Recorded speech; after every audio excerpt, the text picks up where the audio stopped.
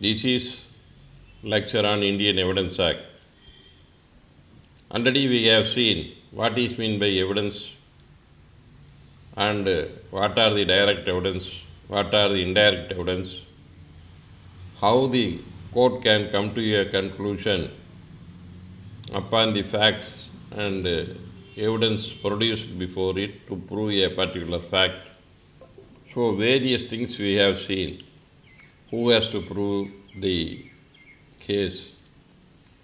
So with this, with regard to evidence, the Evidence Act comes to an end. Then hereafter, the chapter 9, we are going to see of witnesses, that is the witnesses. இதுவரை நாம் இந்திய சாட்சி சட்டத்தில் எவையெல்லாம் சாட்சியம் என்று இந்திய சாட்சி சட்டத்தால் நிர்ணயம் செய்யப்பட்டது, எவைகளையெல்லாம் எடுத்துக்கொள்ளலாம், எவையெல்லாம் யார் ருசுப்படுத்த வேண்டும், எவையெல்லாம் நீதிமன்றத்தில் தாக்கல் செய்யப்படும் பொழுது அதை நீதிமன்றம் எவ்வாறு கருத்துரையாக எடுத்துக்கொண்டு ஒரு முடிவு பெறலாம் சில சங்கதிகளை பொறுத்து என்று யூகங்கள், தட் இஸ் பிரிசம்ஷன், அனுமானம், எஸ்டோப்பல் அண்ட் வழக்கின் சுமை and direct evidence and indirect evidence, presumption under section 4, அனுமானம், யூகம், அனுமானம். So all these chapters are covering to decide what is the evidence, how the evidence can be taken into account by the court, what are the evidence can be placed before the court. So these are the covered in previous recordings. So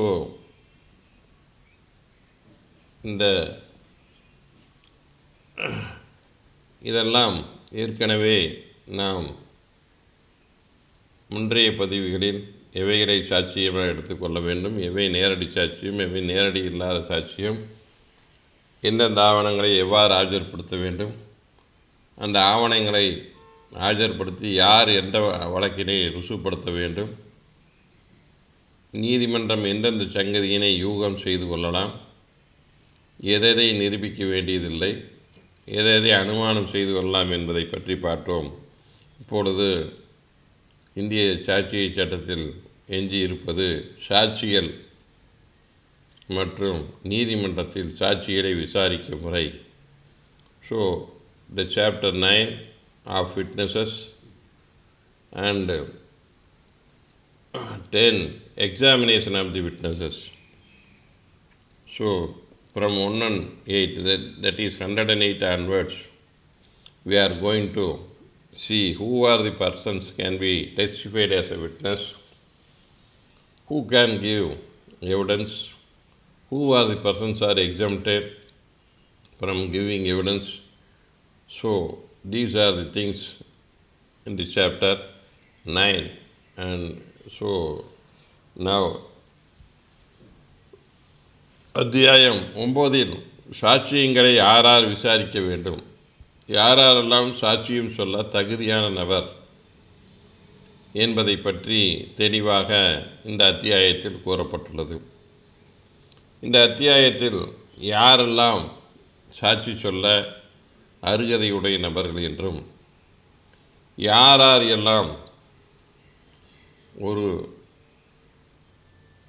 தகவல் அவர்களிடம் இருப்பதை சாட்சியம் அளிக்க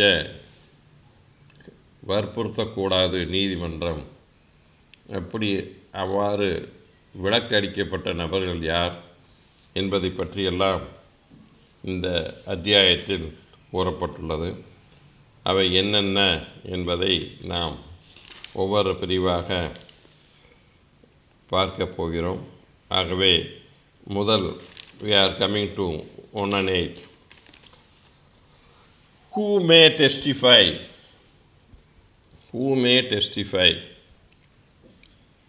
யாரை விசாரிக்கலாம்? All persons shall be competent to testify. So அனைத்து நபர்களும், so nobody is disqualified. All the person competent to give. அனைத்து நபர்களும் சாட்சியளிக்க தகுதியான நபர்களே. Unless, what is, there is a check. Unless court consider they are prevented from understanding the question put to them or from giving rational answers to the questions by tender years, extreme old diseases where the body or mind or any other cause of same kind. So, court consider if a person is coming to witness box due to what are the reasons, tender age.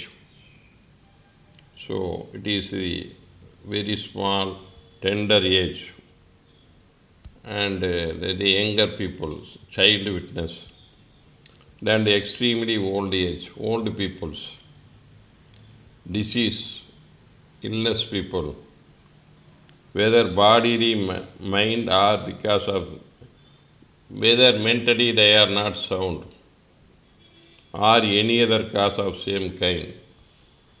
So if any other reason, because of younger age, because of old age, because of some diseases, disorder and minds, and body minds, and any other reasonable cause, if the court thinks that they are not able to understand the questions put to them and they are not able to give answer properly put to them due to the above said reasons. So if all the persons are competent to give evidence, if due to if some people are not able to understand the question put forth before them, they are not able to answer properly questions put to them due to what are the reasons, due to young age, child, young age, child witness, and then old, very old people, they are not able to, they may lose the memories, and old age, they are not able to understand, and some diseases, so due to some illness, they could not give or understand the questions and able to answer, and lastly, they are mentally not fit to examine due to mental disorder or psychological affected or any other reason, the above said reasons, like above said reasons, caste, if it is come to the knowledge of the court, they are not competent to give evidence. So இந்த பிரிவில் என்ன சொல்லப்படுகிறது என்றால், அனைத்து நபர்களும் சாட்சியளிக்க தகுதியான நபர்களே. சில நபர்களை பொறுத்து அவர்கள் யார் என்றால், ரொம்ப குழந்தைகள், அதே மாதிரி வயது முதிர்ந்த நபர்கள், நோய்வாய்ப்பட்ட நபர்கள் மற்றும் மனநிலை குன்றிய நபர்கள், இது போன்று வேறு ஏதாவது காரணிகளால் பாதிக்கப்பட்ட நபர்கள். இந்த நபர்களால் நீதிமன்றத்தில் கேட்கப்படும் கேள்விகளை புரிந்தும் அந்த கேள்விக்கு அவர்களால் சரியாக பதிலளிக்கவில்லை முடியாது என்று நீதிமன்றம் கருதும் நபர்களை சாட்சியாக விசாரிக்க முடியாது. So they are not competent, they can be disqualified. அந்த மாதிரி நபர்களை இவர்கள் விசாரிக்க தகுதியற்றவர்கள் என்று, அது that is court considers but not parties. So ஒரு நீதிமன்றம் கருதும் பட்சத்தில் அவர்களால் சரியான கேள்வியை புரிந்து கொண்டு சரியான பதிலை வழங்க முடியாது. அவர்கள் ரொம்ப இளமையான வயதினராக உள்ளார்கள், குழந்தைகளாக உள்ளார்கள், அல்லது வயது முதிர்ந்தவராக உள்ளார்கள், நோய்வாய்ப்பட்டு இருக்கிறார்கள், மனநிலை குன்றியவர்கள், இது போன்ற ஏதாவது ஒரு காரணத்தினால் அவர்களால் கேட்கும் கேள்விகளுக்கு பதில் சொல்ல முடியவில்லை என்பது நீதிமன்றம் கருதுமானால் அவர்கள் தகுதியற்ற நபர் என்று முடிவு செய்து கொள்ளலாம். இந்த தகுதியற்ற நபர்களை தவிர மீதி அனைத்து வயதினர், சிறு வயது முதல் 100 வயது வரை உள்ள அனைத்து 100, 150 வயது, எத்தனை வயதாக இருந்தாலும் அனைத்து நபர்களும் சாட்சி அளிக்க தகுதியான நபர்களே ஆவார் என்று 118 கொண்டுள்ளது. அதனுடைய விளக்கம்: lunatic is incompetent to testify. The lunatic is not incompetent. That is double negative. If a sentence is formed with double negative, we can take it as a positive. A lunatic is not incompetent. That means he is not incompetency. So you have to take not and in. So a lunatic is competent to testify. The structure of English is like that. That is the confusing by the enactor, people who take. So a lunatic is incompetent to testify. Lunatic is not incompetent to testify. So there is a double negative sentence. Is not incompetent, is incompetent. A lunatic is not competent to testify, incompetent to testify. So அவர்களை விசாரிக்க தகுதியற்ற நபர்கள், unless prevented by his lunacy from understanding question put to him or give rational answers. அதில் என்ன சொல்லியிருக்கிறான்னா, unless he is prevented by lunacy, though they are competent, lunatic person, they are competent, they are not able to understand the question put forth to him and not able to give answer. Otherwise a lunatic can be examined as a witness. So when the lunatic person is made incompetent, here a lunatic is a competent to testify. So lunaticum உள்ளது, தகுதி உள்ளது.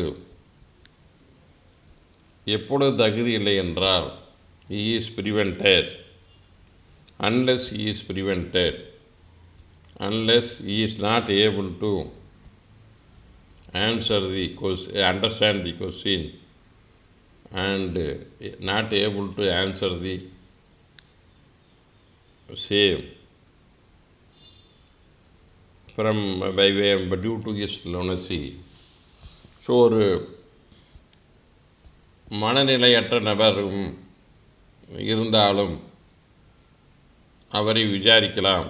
அவரை எப்பொழுது விசாரிக்கக்கூடாது என்றால், அந்த மனநிலை நோயினால்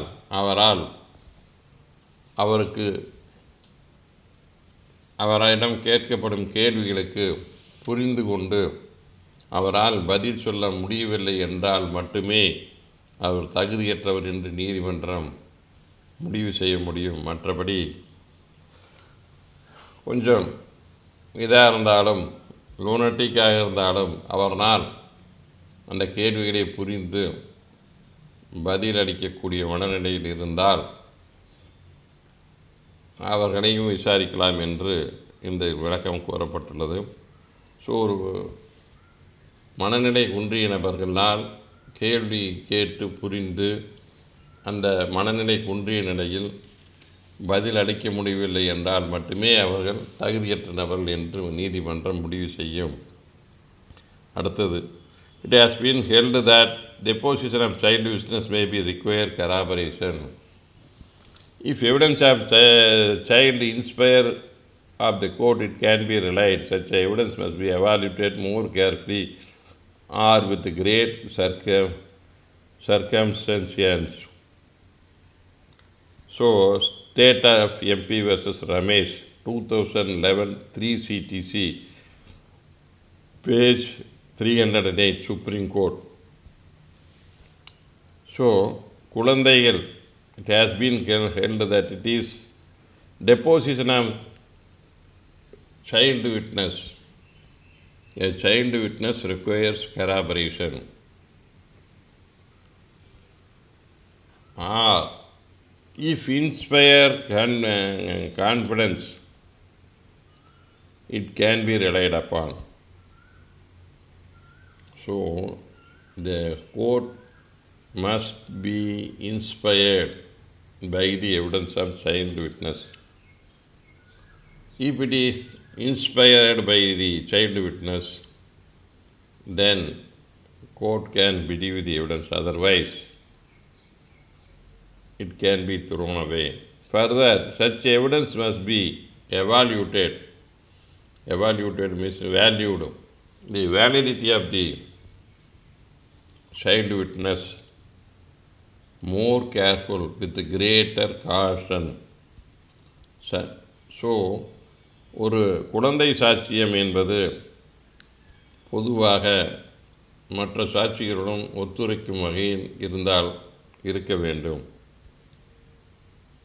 மேலும் அந்த குழந்தைகள் சாட்சியம் நீதிமன்றத்தின் நம்பிக்கையை ஏற்படுத்தும் அளவுக்கு சாட்சியமும் இருக்க வேண்டும். நீதிமன்றத்திற்கு நம்பிக்கை தரக்கூடிய வகையில் அந்த குழந்தை சாட்சியம் இருக்க வேண்டும். அந்த குழந்தையின் சாட்சியத்தை பொறுத்தளவு நீதிமன்றம் ரொம்ப கவனமாக ஆராய்ந்து அதை ஏற்றுக்கொள்ளலாமா வேண்டாமா என்பதை நீதிமன்றம் முடிவு செய்ய வேண்டும். ஸோ, ஒரு குழந்தை சாட்சியத்தை எடுத்துக்கொள்வதாக இருந்தால் அதற்கு நம்பிக்கை ஊட்டும் வகையில் அந்த சாட்சியம் இருக்க வேண்டும்.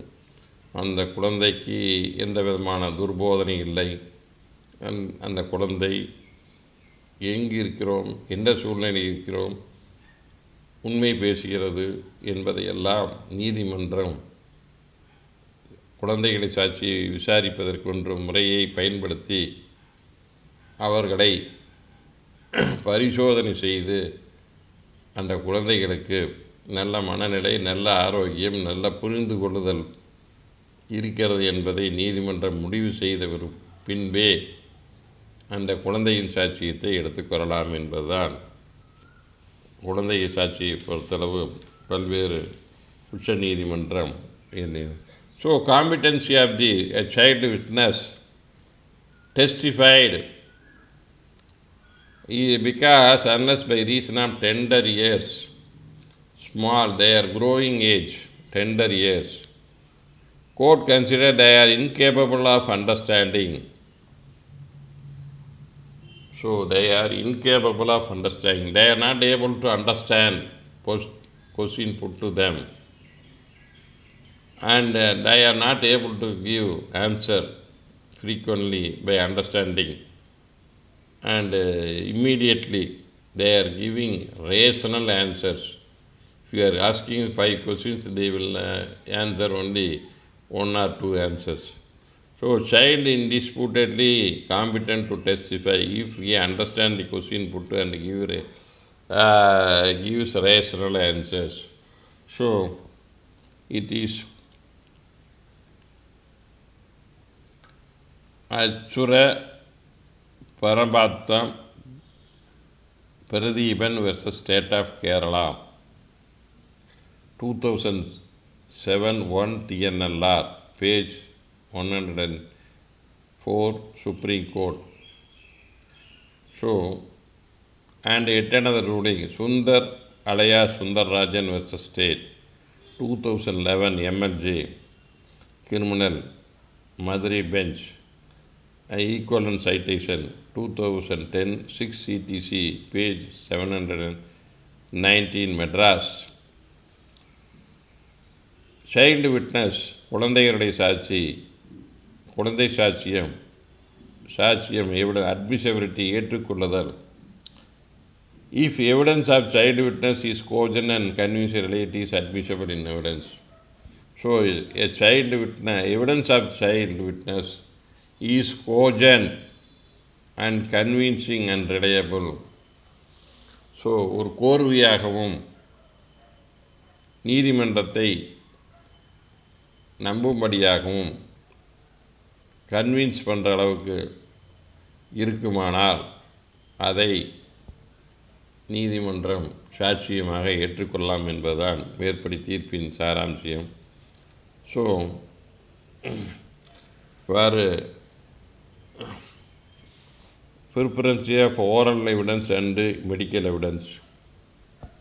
It is straight law that a oral evidence has got primacy and medical evidence basically opinionative.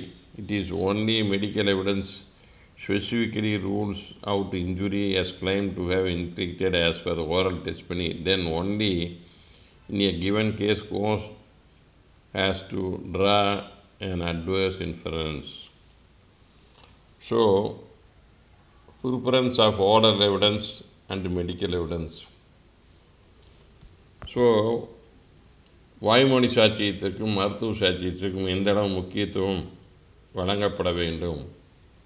It is straight law. It is a well settled law that oral evidence has get primary and medical evidence opinionative.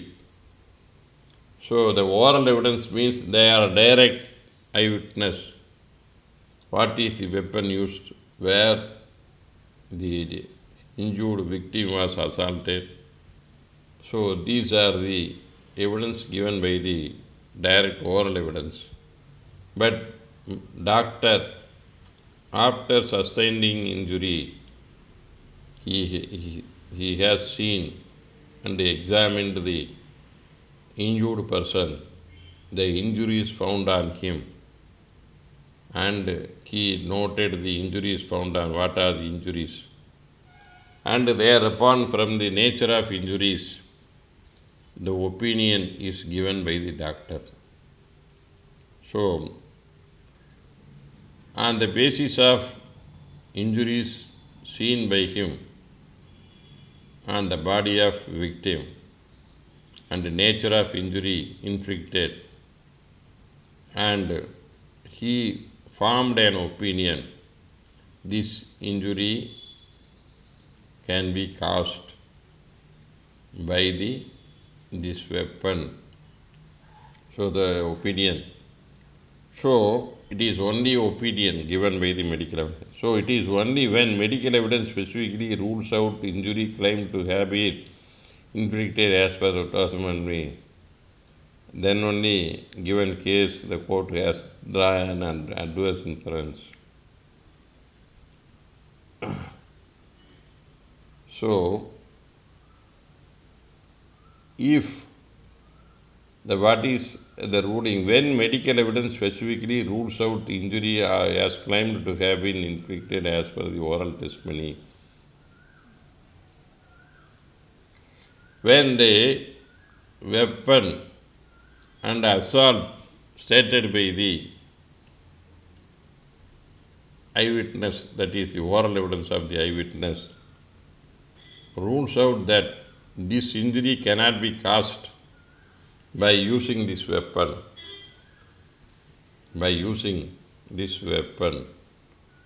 So this weapon could not cause this kind of injuries. Then rules out the injury inflicted, the injury found on the victim, then and the weapon used by the accused as per the oral testimony of eyewitness. They are contradicting each other. It is not possible as per the medical evidence, then court can draw adverse inference. So எதிரடியான கருத்து. இந்த சம்பவம் கண்ணுற்ற சாட்சி சொன்னபடி நடைபெறவில்லை என்பதை எதிரடை கருத்தாக எடுத்துக்கொள்ளலாம் என்று ஒரு தீர்ப்பு சுப்ரீம் கோர்ட் சொல்லியிருக்கிறது. Ramnath Yadav versus Prabhunath Jha and others 2003 8 MLJ criminal 2004 MLJ criminal, page 284 Supreme Court. So 2004 MLJ criminal, page 284 Supreme Court. Ramnath Yadav versus Prabhunath Jha and others. In that case, when the evidence of the doctor is conflicting or contradicting with the eyewitness, then the adverse and the incident could not be happened. That is the court can come to a conclusion. The case must fail. So இந்த வழக்கில் என்ன சொன்னது, எந்த சாட்சியத்தை வாய்மொழி சாட்சியத்திற்கு எப்பொழுது முக்கியத்துவம் தர வேண்டும் என்றால், மருத்துவருடைய சாட்சி கருத்து என்ன சொல்கிறது என்றால், அந்த காயப்பட்ட நபருக்கு ஏற்பட்ட காயங்கள் கண்ணுற்ற சாட்சிகள் சொன்னபடி கூறியுள்ள ஆயுதங்களினால் தாக்கினால் ஏற்பட வாய்ப்பில்லை. அந்த மாதிரி கருத்து கூறுகிறார். கண்ணுற்ற சாட்சி கையை வெட்டினான் என்று சொல்கிறான், காலில் காயம் உள்ளது. ஸோ இந்த மாதிரி contradictory in nature. So specifically rules, இந்த காயம் இந்த முறையில் ஏற்பட்டிருக்க வாய்ப்பில்லை என்று மருத்துவர் சாட்சி அமையுமானால் அந்த வழக்கில் அரசு தரப்புக்கு எதிரான ஒரு எதிரடை அனுமானம், அட்வர்ஸ் இன்ஃபரன்ஸ். ஸோ அரசு தரப்பில் வழக்கு நிரூபிக்கப்படவில்லை என்று முடிவு செய்து கொள்ளலாம். That is the basic given. Relative evidence of child witness. Evidence of child witness could be relied on when recorded evidence showing that witness referred to mother accused by name and the entire evidence being in same format.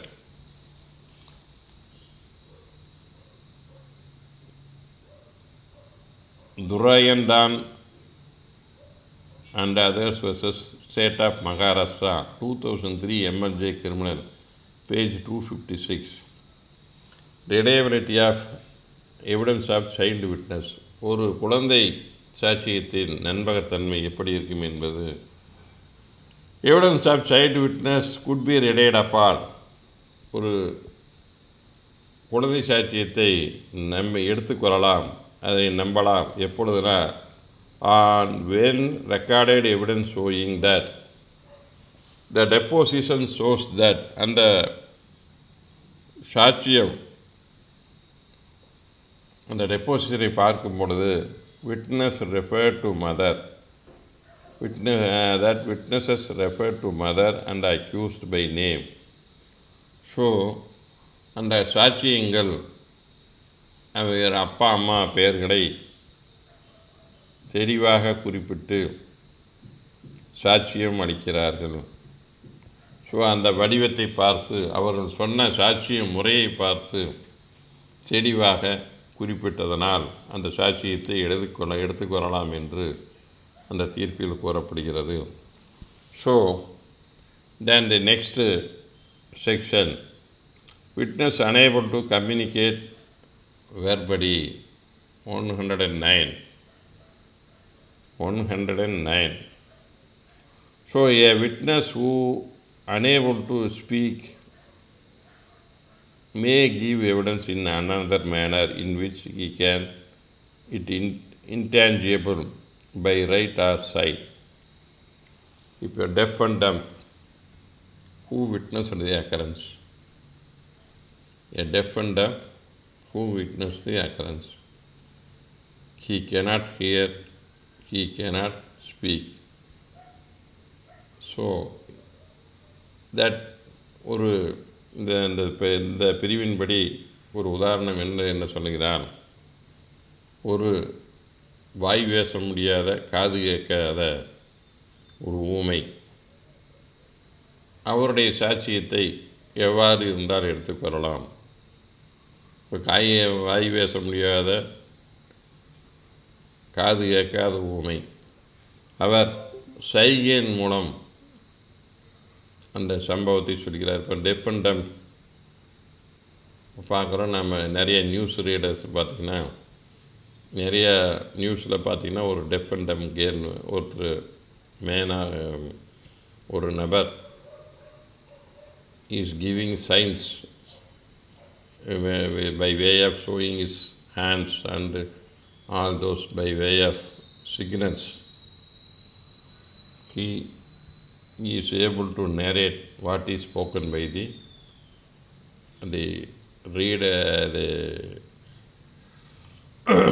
news reader. So news reader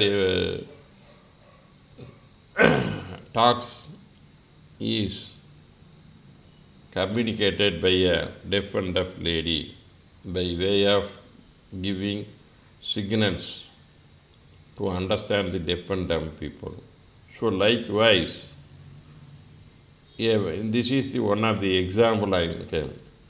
So in what manner a person is able to, whether he is able to write, suppose a tongue, he could not speak, but he is able to write. Due to some reason he could not speak, so he is not able to speak. Some accident had happened, but due to that accident his speech is spoiled. Then he is a very good reader and he is able to write and everything. Then such a person is disabled to speak, but being educated, the disability arises due to subsequent to that, then he is able to write what is happened. Then such a kind of right can be taken into account in the open court, but that whatever it is sign or written should be made in the open court. That disabled person is able to write whatever the things, it should be written in the court, before the court, in open court. Then it is deemed to be oral evidence. So அந்த சாட்சியம் it can be considered as the evidence given by deaf and dumb person or a disabled person, not able to, dumb person not able to speak due to some calamities occurred in his life. Then his writing or indications of signals can be considered as a oral evidence of that witness. So இந்த 119 என்ன சொல்கிறது என்றால், ஒருவர் வாய்மொழியாக சாட்சியம் அளிக்க முடியாத நிலையில் அவரால் எழுத முடியும் என்றாலும், அவரால் சைகை மூலம் சாட்சியம் அளிக்க முடியும் என்றாலும் அவருடைய சாட்சியத்தை நீதிமன்றம் ஏற்றுக்கொள்ளலாம். பட் அந்த மாதிரி அவர் எழுதி கொடுப்பார் அல்லது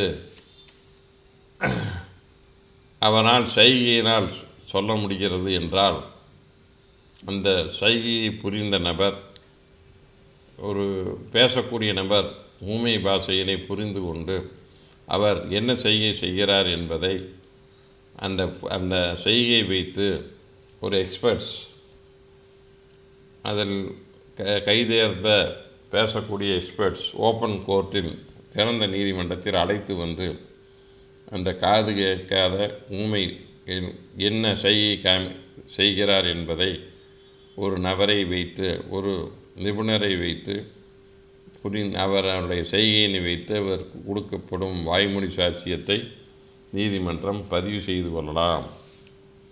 அதேபோன்று அவ்வாறு கொடுக்கப்படுவது அனைத்தும் திறந்த நீதிமன்றத்தில் கொடுக்கப்பட வேண்டும். அவ்வாறு கொடுக்கப்படும் சாட்சி அனைத்தும் வாய்மொழி சாட்சியமாக எடுத்துக்கொள்ளப்படும்.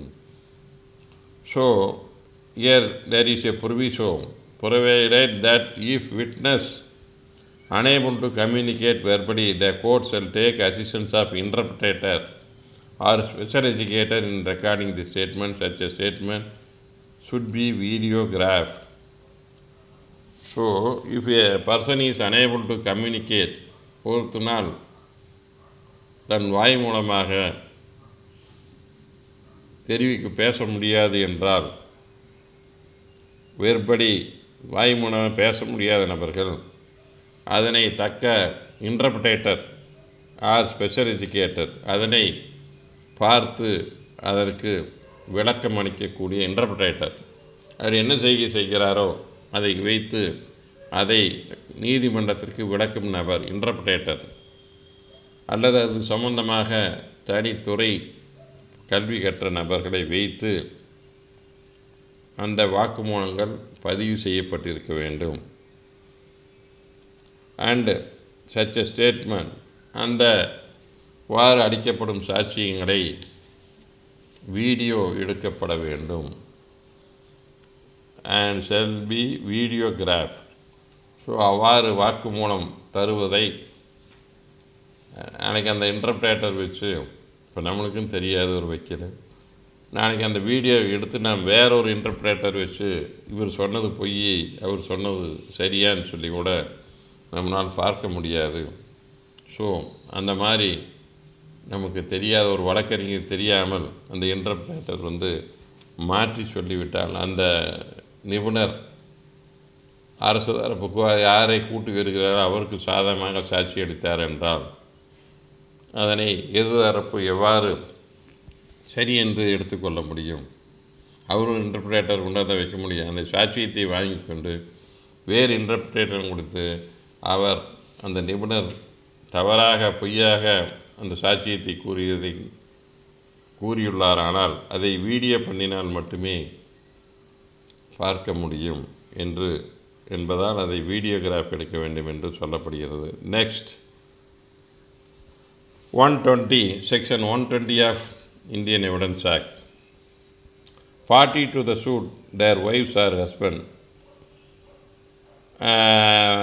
or wife a person under criminal trial. இப்போ இதில் என்ன சொல்கிறான்னா, 120 சிவில் வழக்காக இருந்தாலும் சரி, குற்றவியல் வழக்காக இருந்தாலும் சரி, மனைவி கணவனுக்கும் கணவன் மனைவிக்கும் இரண்டு வழக்குகளிலும் in a civil proceedings the parties to the suit, husband or wife, any party to the suit. இப்பொழுது one of the suit is filed by the wife, then the husband is competent to give witness on behalf of the wife. That is the law, well settled. There is no need to give any other special circumstance. So wife can adduce evidence on behalf of the husband. Likewise, husband on behalf of the wife can adduce evidence. That is in civil proceedings, and also competent witness. Likewise, in criminal proceeding against any person, the husband and wife respectively shall be competent witness. So what is this section says that for wife, a husband can give testimony. On behalf of wife, the evidence of the husband is acceptable. The husband is competent to give evidence to testify on behalf of his wife. Likewise, the wife is competent to adduce evidence on behalf of his husband, her husband. So she can adduce evidence on behalf of her husband in both civil and criminal.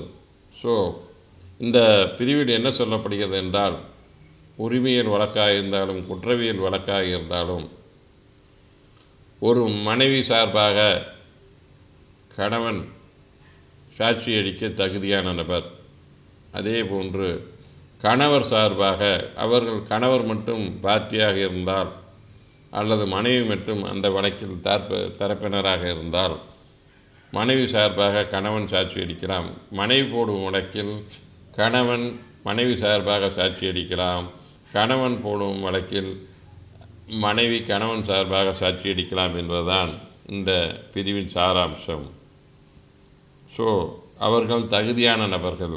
கணவனுக்கு மனைவியும் மனைவிக்கு கணவனும் தகுதியான நபர்கள் என்று இந்த பிரிவில் கூறப்பட்டுள்ளது. அதே போன்று குற்றவியல் நடைமுறையிலும் மனைவிக்கு கணவனும் கணவனுக்கு மனைவியும் சாட்சியளிக்கக்கூடிய தகுதியான நபர் என்று கூறப்படுகிறது. It has been held that a husband is competent to give testimony on behalf of his wife or if it is not being examined as a witness would not affect the judgment. In this case, S. Sandha Rajagopal versus T. Sadasivam, 2010, 1 Madras Weekly Notes, Civil, page 637. So, in that case, the suit was filed by the wife. The suit was filed by the wife. But wife was not examined. Husband has given evidence on behalf of the wife.